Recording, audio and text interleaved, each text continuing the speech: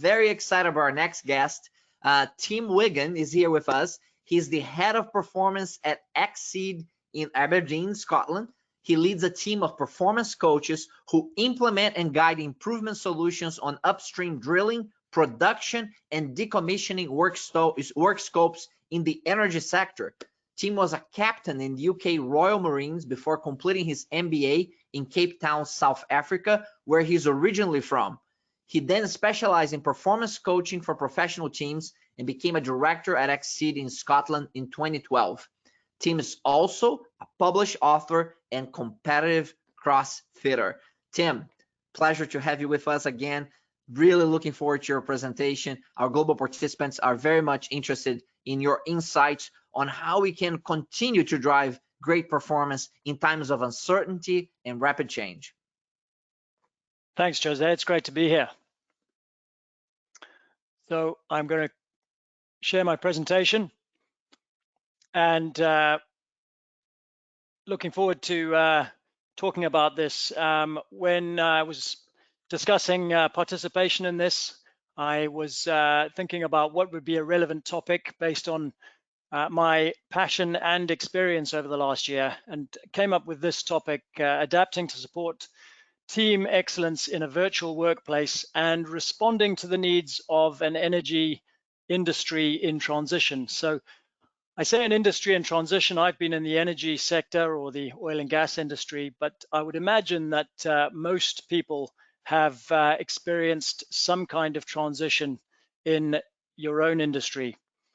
So I'm going to break the presentation down into three aspects. One is, what is team excellence from my perspective? The second is, what are the opportunities presented by virtual collaboration, which I'm sure everyone can relate to some degree. And then how do we achieve continuous process improvement when the only certainty is change? So what is team excellence? In the year 2000, I was a commando captain helping to restore peace in the West African country of Sierra Leone. A rebel army was advancing on Freetown, murdering and maiming hundreds of innocent civilians along the way. And my role was to fly onshore from the commando carrier HMS Ocean, liaise with the spearhead battalion on the ground, and then lead my mortar troop of 60 Marines as we adjusted a number of targets to ensure indirect fire capability when the rebels approached Freetown. During that 6-week campaign in West Africa, there were many threats and risks outside of our control, but what we could rely on was our training and our trust. Trust in each other, trust in the system, and trust in the motivation of the Marines on the ground. In other words, we focused on what we could control to lead a successful defense of the capital. When I reflect on that situation, I realize how critical it was to sustain the right climate for the troops to deliver excellence in a dangerous place, to manage the mood or mood set for motivation and morale. Mood is the background music, the ambience, the feeling we have about an environment. Does it make us feel productive and energetic? Or does it make us feel ignored and lethargic? In any team environment, one gets a sense of how people behave, how people are treated, and what is the state of morale. This all ties into the team mood, and this is fundamental to the acceleration of team performance from average to excellent. Now, people often ask me about the best initial indicators of a team performance culture based on first impression. I always answer that it's about the simple basics. Good or bad, these indicators are typically representative of the overall performance picture. The first indicator is whether members of the organization are audibly bad-mouthing management or each other. It's amazing how prevalent this is, and therefore the absence of negative talk is notable. The second indicator is whether meetings happen as advertised and on time. Unfortunately, many organizations struggle to start meetings on time and to keep meetings effective. Consistently punctual and valuable meetings are therefore significant. The third indicator is whether people do what they say they'll do when they say they'll do it. All too often, incongruence is the norm. Someone promises to get something done, but then needs constant reminding. Early delivery on small promises is a massive positive. Performance culture has much more complexity, but these initial indicators have served me well for many years. Here are some of the subtle behavioral indicators of a true team in any setting, of a team much more likely to achieve a high performance culture based on my observations and experience. The first element is basic courtesy. This is such a fundamental one. It manifests in various daily interfaces, such as greeting colleagues when you see them and responding to communications in a timely fashion. It needs to be a two-way street. If it feels like one party is constantly having to initiate the courtesy, there is no true team. The second element is basic trust. This builds on courtesy. A true team has formed and stormed to the extent that trust has been earned. It allows for personal growth and for individual expression to benefit the collective. If concerns about trust are regularly voiced or micromanagement is in evidence, there is no true team. The third element is basic empathy. This builds on courtesy and trust. It means that team members are interested in the challenges of colleagues and that they seek to understand different points of view. If there is no sense that teammates genuinely care or can step into the shoes of others, there is no true team. The fourth element is basic energy. This is an essential ingredient in any successful team. Energy can be seen and sensed, as can lethargy, an opposite element synonymous with poor performance and disjointed teams. If there is a lack of energy, there is no true team, or at least not one that is likely to achieve high performance. So bringing it all together, in my experience, true teams consist of courteous individuals with high levels of trust, genuine empathy, and high energy. These elements can be detected in a relatively short space of time. Deficiencies in any of these areas will detract from team togetherness and prevent high performance. Get the basic elements in place and build a true team. The language that we use as leaders also influences the team dynamic and human behavior. Workers and followers conform to the subtle cues of their management. Our words play a major role in team health and team well-being. Two words that can have a disproportionately negative impact on morale and performance are I and they.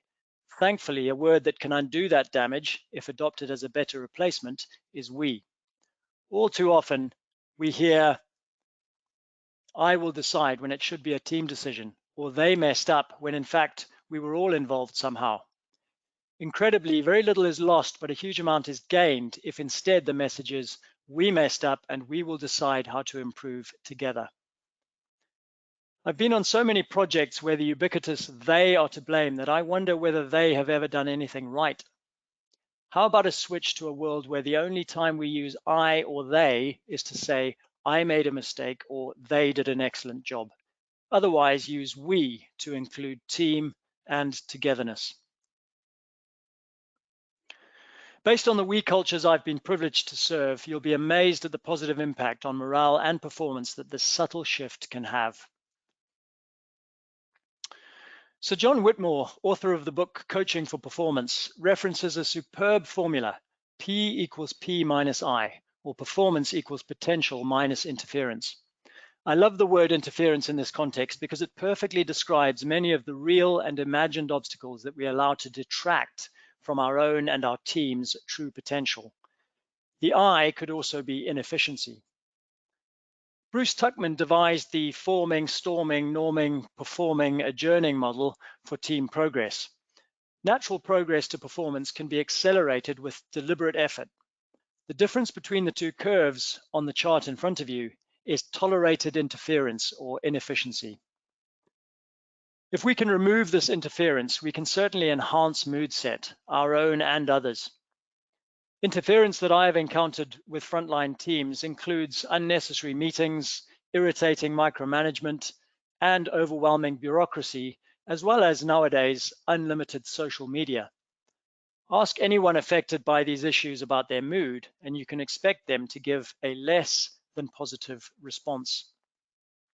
Now, I've done some research, and there's an interesting correlation, as I'm indicating here, between the speed at which we capture and close lessons learned on a project, along with the speed at which we improve as a team to high performance.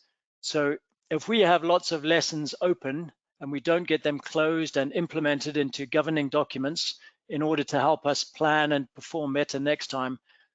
Our improvement from normal to high performing is much slower than if we address the lessons learned, get them closed, get them implemented, and therefore move towards high performance with limited interference with much greater efficiency. Netflix recently released a fascinating series called The Playbook. I watched every episode in one go. It was like intravenous inspiration for me. The insights from Jose Mourinho and Patrick Mouratoglou were especially intriguing because their guidance influenced some of the most egotistical and talented athletes on the planet. All 5 of the episodes provided principles for performance from proven practitioners. I was then able to analyze these phenomenal pointers and identify trends while also reflecting on my own playbook for mood set mastery. Some say that a corporate team is different to a rig team, which is different from a sports team. A factory floor is different to a shop floor, which is different from a football pitch or a tennis court. But there is a common denominator, people. And to get the best out of people is a craft which requires relentless curiosity and infinite service. I'm an avid reader, drawn to authors like Simon Sinek, Malcolm Gladwell, and Matthew Syed. These authors are some of the most respected voices when it comes to what it takes to unlock great. I learn from them and many others. Their findings often reveal further fascinating ideas about how sustainable progress has been made and what we can learn from societies, communities, and outliers. Mastering mood set is particularly important at this present time when many are working in isolation. As with locker room inspiration for athletic excellence, the subtle cues for optimal productivity wherever we work are worthy of deliberate focus in order to achieve measurable progress and, of course, in order to celebrate every small success. I analyzed the Netflix series for consistency and created a top 5 informed by the list of 27 ideas. I got to this set of guidelines, 5 golden rules for accelerated excellence. 1, start with the truth. 2, always be the underdog. 3, seize our opportunities. 4, together as a trusting team. And 5, forward to the finish. The best quote of the series for me was this one from Patrick Mouratoglou, who coaches tennis superstars like Serena Williams.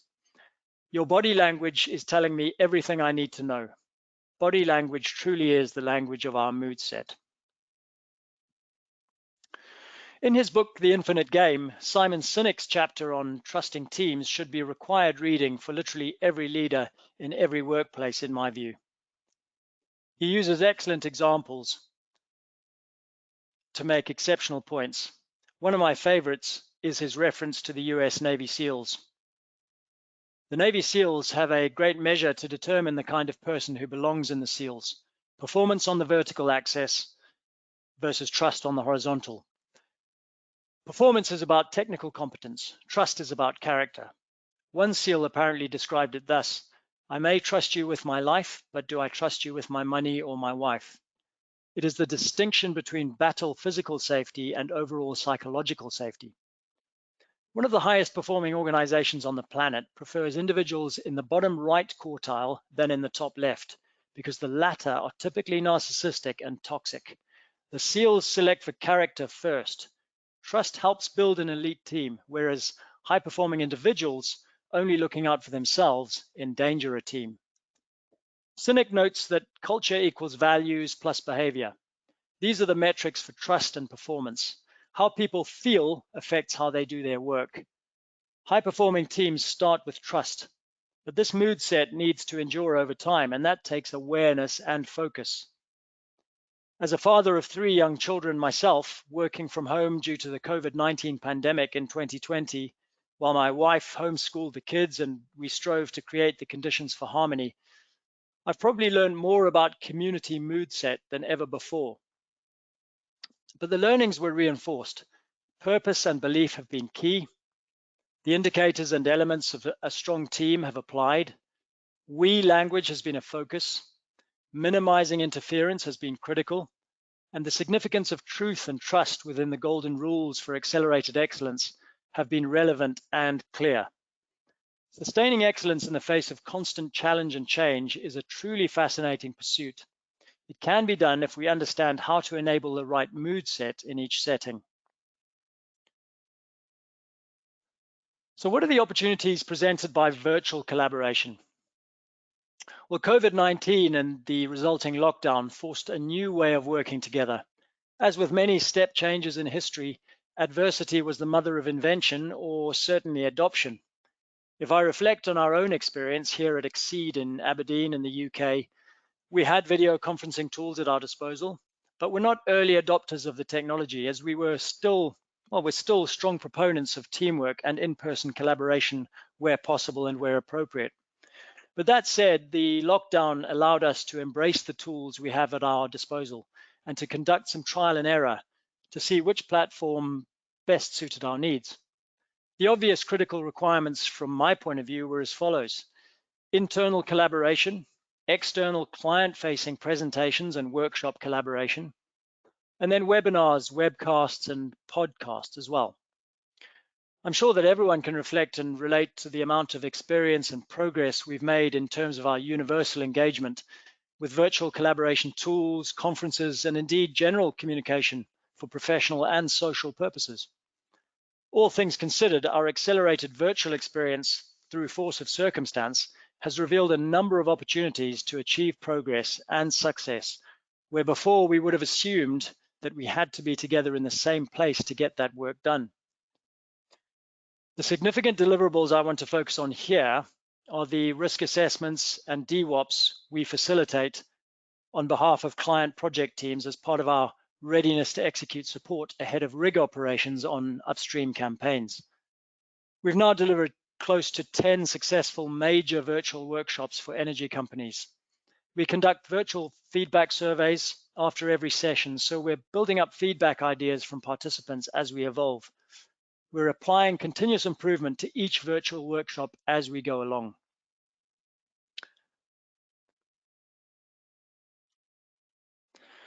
So, what are the advantages and opportunities? Well, we're still delivering a key best practice planning session, and the offshore people on the team get their voice to optimize the plans for their rig.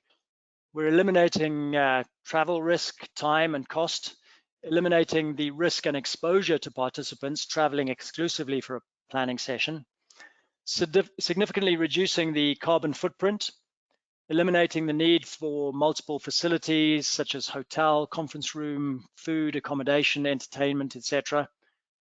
We've got the ability to dry run virtually in advance, so we don't have to wait for access to the conference facility in order to prove everything up.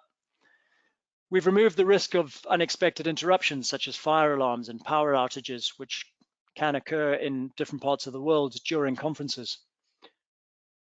We've got controlled access to who participates. We can spread the workshop over more time to reduce the intensity on participants who might have business as usual working days. So for example, we could have 4 3-hour sessions spread over several days, 3 or 4 days versus 2 full days. There's only one voice presenting. It's possible to mute everyone as needed. The Q&A can be controlled and interruptions verifications are through the facilitator. People can participate from home, as you're probably doing now, or indeed the rig, subject to connectivity. The entire session can be recorded, including the breakout sessions, the group sessions, and section-specific work groups. There's no need to print out vast volumes of project information, which is usually in draft form anyway, and subject to change afterwards. We can control the release of any and all digital documentation. People are more focused and productive, not necessarily wandering on project time. We can access a wider group and pull in subject matter experts virtually in the section-specific work groups as needed. We can ensure redundancy and remove dependency on one personal presenter by having another independent network or click-in, dial-in meeting that people can spend time discussing a particular topic. Data transfer from group leaders back to facilitators is digital, so it's a much quicker turnaround on the deliverables that we tend to have with our planning workshops. We've removed the need for transcribing during the discussion because we now have a clear recording which can be used to listen to or indeed transcribe later. And we can invite partners and host governments to participate at a very low cost because we've removed the need for travel, etc. So we've learned a lot, and we've realized that there are numerous advantages and opportunities from the virtual workshopping that we've been doing. So participants are situated at their own workstations, as has been mentioned. They can easily access information required for the discussions during those discussions and then pull them up on screen as needed. And that process is a lot smoother versus how it might have been in a traditional setting where someone would say, well, when I get back to the office, I'll find that and send it through to you, which would mean that it's then an action which needs to be followed up on later. With rigorous preparation and cameras on, group discussions can have good engagement. Acting on solutions, especially the most technical tasks during phases, were discussed and that detail is recorded so that we can recheck what was discussed and the technical solutions that we found during discussions. I think more introverted people can contribute while feeling less self-conscious than perhaps would have been the case in some of the face-to-face sessions that I facilitated in the past. Now, we can have virtual fun tasks or icebreakers as part of the workshops. So, for example, escape room is something we've used, or the pub quiz type icebreaker, where groups get to know each other as people before getting into the technical review of programs, etc. File sharing is easier. No one can catch COVID or another disease if they're in a virtual meeting. And I guess on a lighter note, you can attend your virtual meeting in your pajamas, which is not something we could do more traditionally in the past. So it's been interesting. And another advantage that we've seen over the last 6 to 12 months is access to celebrities. So this guy on screen is Gavin Hastings. He was the captain of Scotland Rugby for the best part of 10 years. He also led the British Lions rugby team down to Australia and New Zealand in the late 80s, early 90s. And he's got some fantastic transferable learning and suggestions for campaign teams and can provide a great energizer and something slightly different at the drill the well on paper workshops that we do for upstream oil and gas teams. So he's sitting at home. He's been struggling to work because the hospitality sector and eventing and speaking has suffered as a result of COVID-19. So bringing these guys into virtual sessions has been invaluable.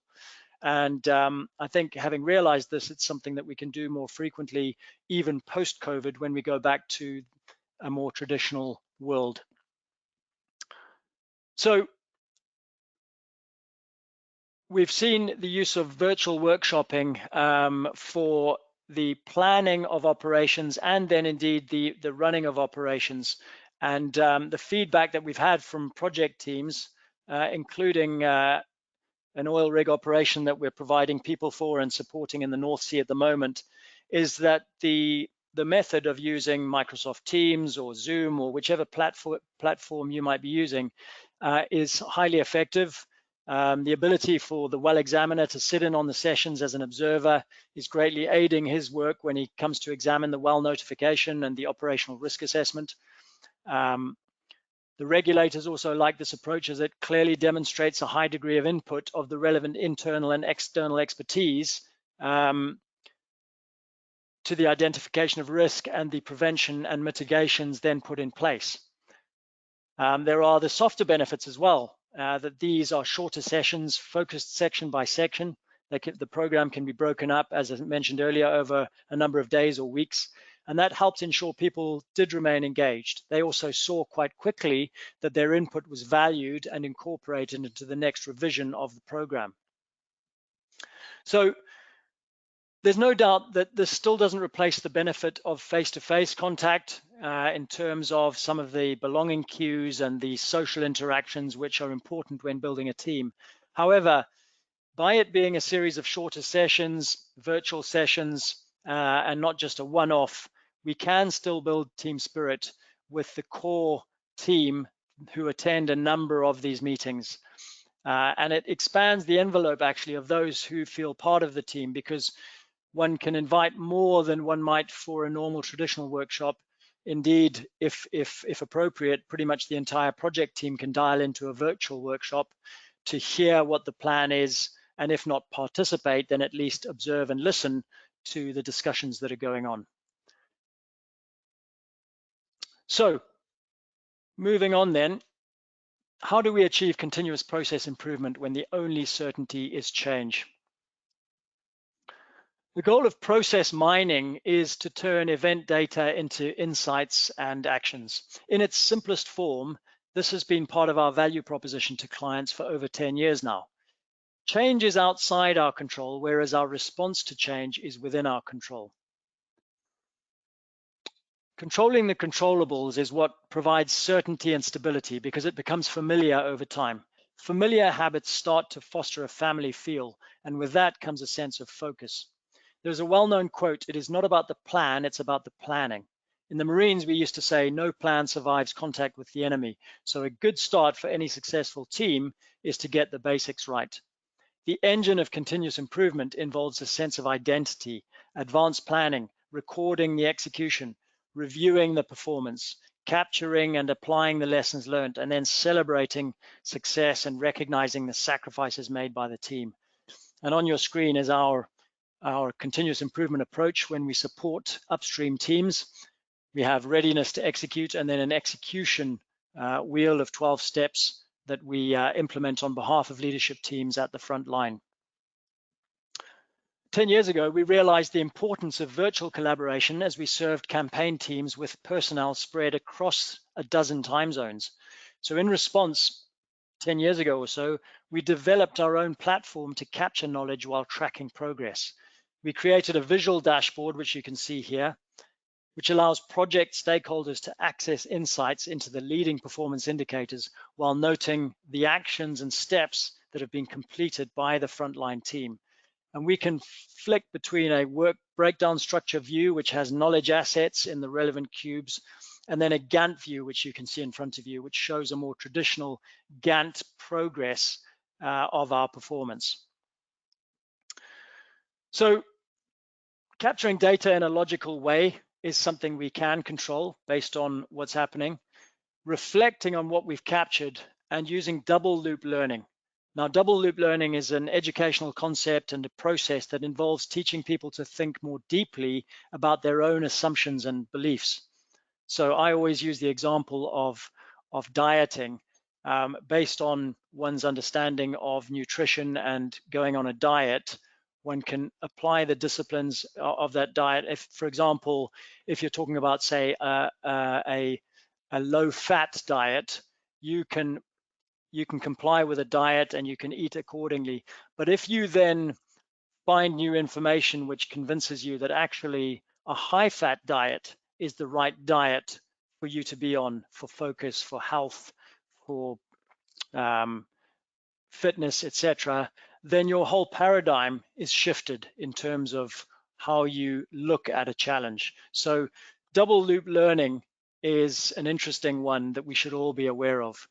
And giving everyone a voice is critical, especially now coming out of COVID. A lot of the clients that we're supporting in the North Sea, we're recommending a performance climate assessment where we listen to the concerns and the feedback and input of the wider project stakeholder team so that people feel heard. It's particularly important at the moment.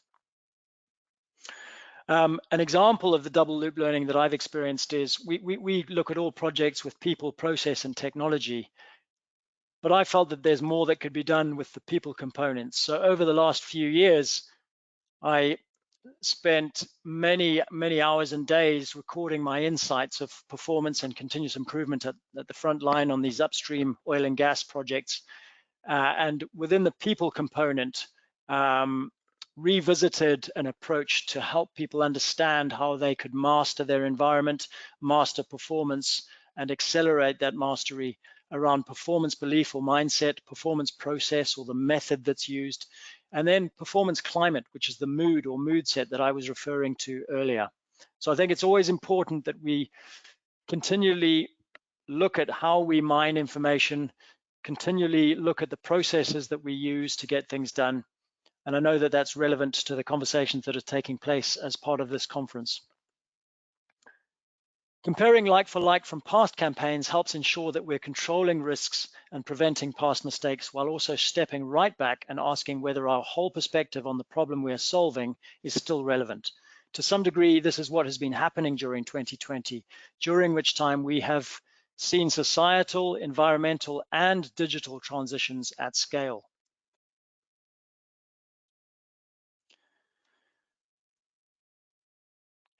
So, for his book, The Culture Code, Daniel Coyle visited and researched 8 of the most successful groups in the world over a 4-year period, and this is what he found.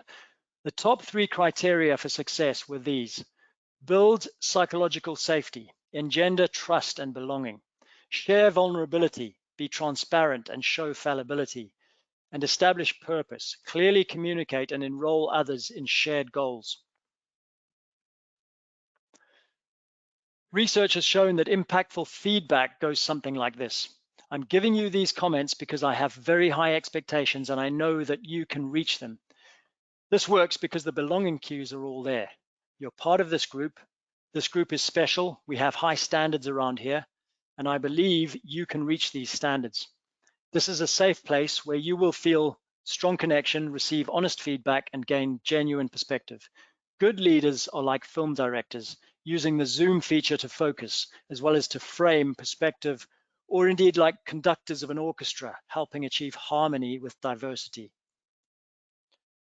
In summarizing the section on vulnerability, Coyle reminds of the following.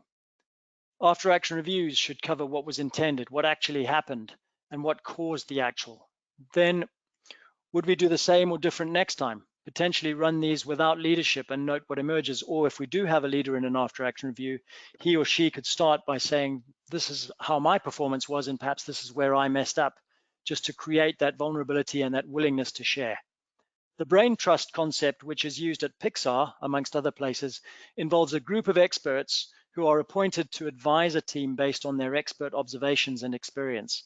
The sessions can be challenging to listen to, but their objectivity always enables a positive breakthrough when teams are stuck. Red teaming or wargaming involves a team not wedded to the plan and representatives of all stakeholder groups who challenge the plan in order to find holes and blind spots for breakthrough and improvement. It's popular in the military, and it's now used in the corporate world to good effect. So finally, high-purpose environments teach the following gold nuggets for any aspirant high-performing teams. And I would recommend Daniel Coyle's book, The Culture Code. When he talks about high-purpose organizations, he talks about naming and ranking priorities, deciding whether you're focused on proficiency or creativity, because those involve slightly different ways of working. Embracing catchphrases, which can motivate the team. Measuring performance, of course, and the best way to do that. Using artifacts in the head office, so being proud of artifacts that represent what your organization stands for. And then putting a spotlight on a representative single task, which really sums up the mindset and the methodology of the organization. So as I draw to a close there and go back to Jose for Q&A, just to say, let's continue the conversation. I'm on LinkedIn, as indicated there. And I think that as we emerge from lockdown, it's going to be fascinating to see what sort of hybrid we draw upon to maintain team excellence as we return to perhaps a new workplace which draws on the old traditional and the recent virtual to continue to improve how we work together as teams and how we embrace the ongoing transitions that we're seeing at the moment. Over to you, Jose. Fantastic, Tim, as usual. A great coverage and view of what it takes to achieve excellence. I even changed my background here. We're talking about building a culture here, a culture of excellence in what you're talking on, the things that you're discussing. So for those of you who have submitted questions, I've already look at the main themes on those questions. Keep submitting them. I keep an eye on the ones coming through. Some very tactical things to start with, Tim. You had a quote there, I think from the Navy SEALs, about no plan survives direct contact with the enemy. I want to make sure. Someone asked me, can you repeat what that quote was? Well, it's not about the plan, it's about the planning. And then you're right, no plan survives contact with the enemy. So yeah, both of them I think are relevant. Perfect. No plan survives contact with the enemy. I think that was one, and someone asked me to repeat. So done that. And you cover a lot of different components of building this excellence in your teams, and especially in the virtual world that we all live in right now. I'm curious, one of the questions that came up is about what it takes for organizations and really leaders to become enduringly great. And we actually have run a survey on this recently with global excellence and innovation leaders. And to our surprise, maybe, the number one item was courage. Courage. So tell us a little bit about your perspective on courage, and why is courage important as we do these things, and what does it even mean in the context of the work that we do when you look at building excellence in your team? What is the impact of courage on achieving this team excellence? Great question. It's actually our first value at Exceed is lead with courage. And to answer your question, Jose, to me, courage means honesty, transparency, congruency, and authenticity. I was reading a McKinsey report last night, actually, as it happens, which was saying that recent findings from a survey that they've done, is that psychological safety is the most important aspect of an organization as far as people are concerned. And I think that goes hand in hand with courageous leadership. I think your point about courage is well made. In order to provide psychological safety, workforces and teams need to feel that their leaders are leading with the right kind of courage. And I think over the decades, perhaps over the last 20, 30, 50 years, the perspective on courageous leadership has changed. Perhaps it used to be slightly more gung-ho, autocratic, lead from the front, whereas over time I feel that has evolved and transformed into, almost call it leading from behind almost. It's creating the conditions for others to flourish. And Nelson Mandela, for example, was a great example and proponent of servant leadership. Leading from behind unless there was danger. He used to say, if there was danger, you go to the front. That's leading with courage, because then your teams see that you're prepared to defend them and to stand up for them and to be at the forefront. But otherwise, in general, rather than trying to steal the limelight, the respected leaders that we're seeing now are more stepping back to allow others to grow and to come to the front, develop themselves, and feel that they're physically and psychologically safe to express their opinion, which will help with innovation. Absolutely. There is no innovation without trust, with collaboration. Well, I should say sustainable innovation. You always can have one-offs, right? You can brute force your way into certain things, but if you're going to build a culture that does that consistently and in a way that's widespread in the organization, you have to do the things that you're talking about. And I love what you're saying there about it's this blending of there's servant leadership and creating an environment where people can demonstrate a little bit more courage, because we all know fear of failure is the number one issue for most people and why they do not step up.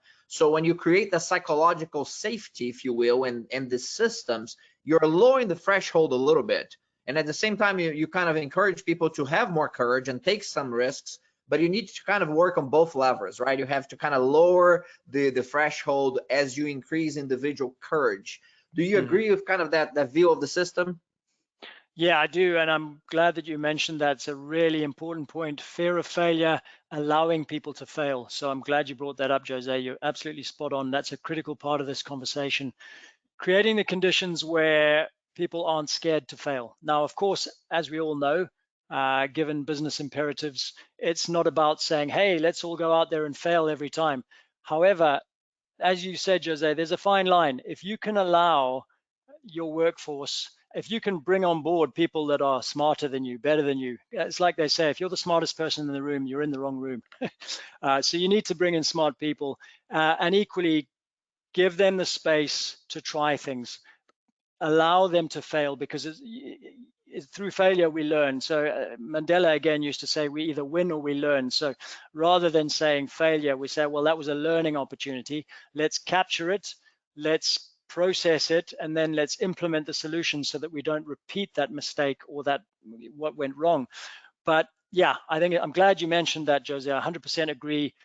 Fear of failure is a blocker to innovation and progress. If a leader can help the team not be scared of failure, but in fact encourage them to try new things, even if it might result in a learning opportunity, then that is going to be a much better organization in the long run. That's excellent. Thank you for reinforcing that. Another comment and maybe theme that emerged, it was you talked about the importance of having energy as part of this process, and that, I think that draw a lot of attention from different people. And I'll quote one of my mentors, and when I say this quote, I think a lot of people know who this person is. But he says that, you know, he looks for the right people, and the right people have this combination of integrity, intelligence, and energy. But he also says that if they don't have the first one, the next two will kill you. So you have to be very careful. So tell us specifically on energy. What is the role that energy plays in this process, and why does it matter? Great question, and a number of things come up for me when you ask that. Firstly, Jim Collins's great book, Good to Great, he talks about level 5 leaders that have that perfect balance of personal humility and professional will. And professional will, to me, needs to have that energy, that strong presence, and that magnetic, almost tangible energy that emanates from a leader in an organization. And more research is exposing the impact and influence that a leader has in any work environment, and that's even a virtual work environment, because body language or intonation in language is still, it can still be perceived in a virtual setting, and so the mood set, the influence that someone has on those that work with them, particularly when it comes to energy, is almost directly mirrored and reflected.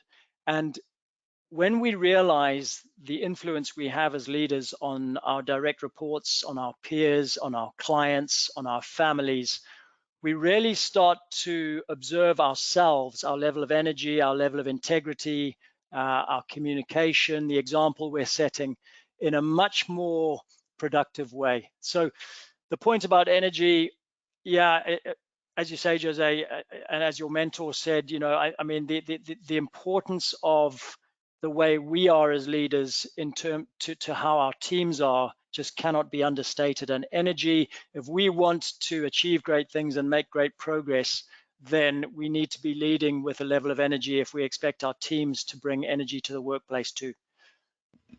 I love the way you frame that, Tim, because and the energy can be expressed in different ways, right? It's not about being charismatic and being kind of a cheerleader. While some leaders can do well with that, as you mentioned, servant leaders, the level 5 leaders, often very quiet, but their energy comes from their incredible drive and consistency with their purpose.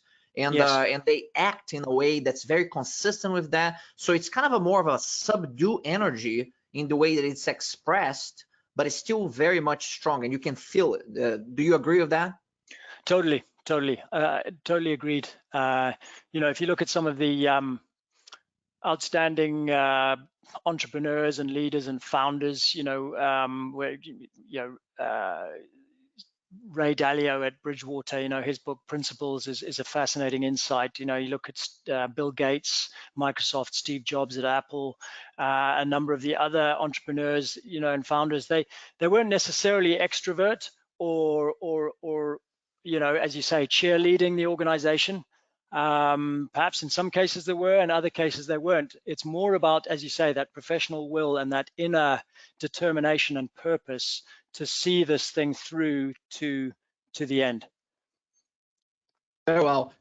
Tim, I could talk to you all day long and forget that there is even an audience here, because there is lots of great questions that have come up. I could address a few of them, but not all of them. So thank you so much for talking about this very important topic. While we're thinking about technology and collaboration, these concepts of team excellence are critical. So thank you so much for taking the time from Scotland to the world today to share your wisdom. And to your point, this is another one of those benefits of the virtual environment, right? We can get experts like Tim now that don't have to travel to some conference in Houston.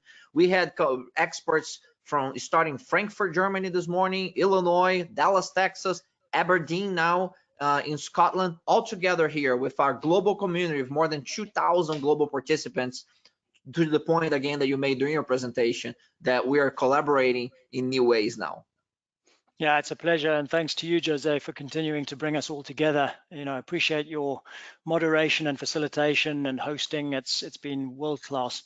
So yeah, it's been a pleasure being on. Absolute privilege, and I look forward to speaking to you again soon. Thank you very much, Tim. Ladies and gentlemen, that's Tim Wigham, leader for and head of performance for Exceed. Leading well delivery is the message from Exceed. And Tim, great to have you with us. We are going to take a break now. So if you have more questions for Tim, you can go on LinkedIn and post a question there. You can make a comment. If he says something that's meaningful to you, do that. So look under Jose Perez in LinkedIn for the posting for this conference, and engage in the conversation there. Several of the speakers will return to the LinkedIn page and answer questions that you have there. Now, we're going to take a break, and when we come back, we're going to wrap up with a tremendous journey on how to advance your digital transformation with process mining, with a true expert who has been leading in the trenches, servant leadership, frontline leadership on making these things happen for his organization. And I'm talking about Anthony Huffman, who is going to be with us. He's the Senior Operational Excellence Leader at Molex, and he's going to talk about his journey of 15 years of experience in operations in electronics, life sciences, aerospace, manufacturing industries, and how we are evolving now into the usage of process mining in this journey. So I'll see you back with Anthony at the top of the hour.